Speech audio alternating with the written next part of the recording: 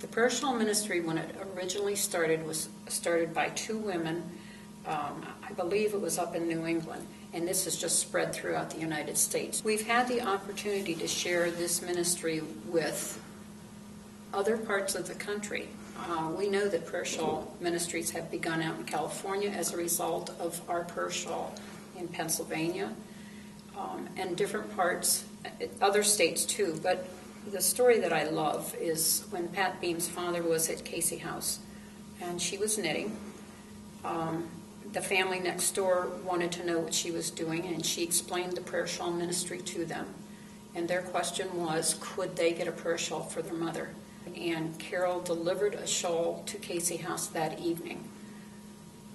Pat was then asked when the mother died if she would speak at her funeral and explain the prayer shawl ministry at her funeral, which she did, and also to help them get a prayer shawl ministry started out in Arizona.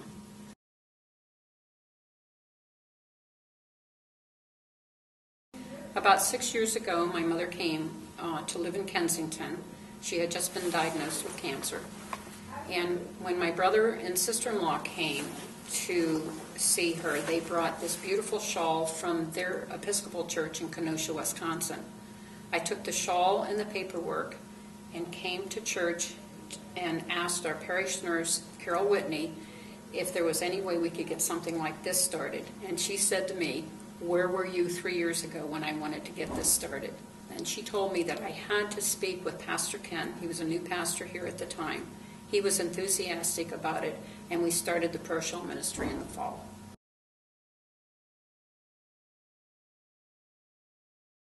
We started, I guess it was about 3 years ago, giving prayer shawls not only to people who are sick, but our college grads for weddings as a celebration.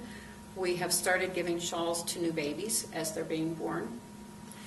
And so shawls are not only for people who are sick, they're also for celebrations.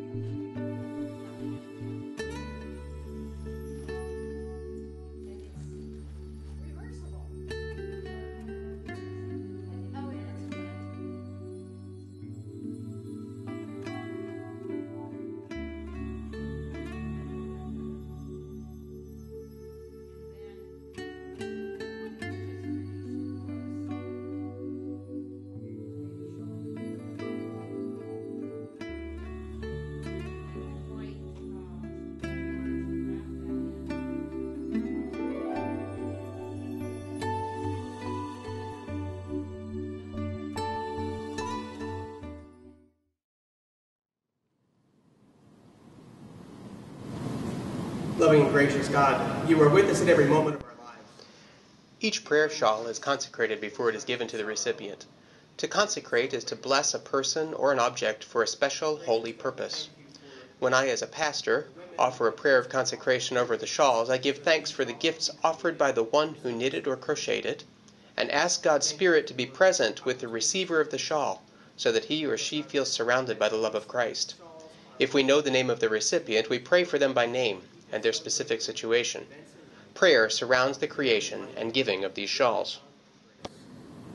We especially lift up Nancy and Joan And as we minister to them this summer and help build their homes, may we build relationships with them. And as we leave this memento of our time together, let them know of your presence in their lives and your touch upon their hearts. We consecrate these shawls for service in your name and for the work of Jesus Christ in this time and place. It is in his name that we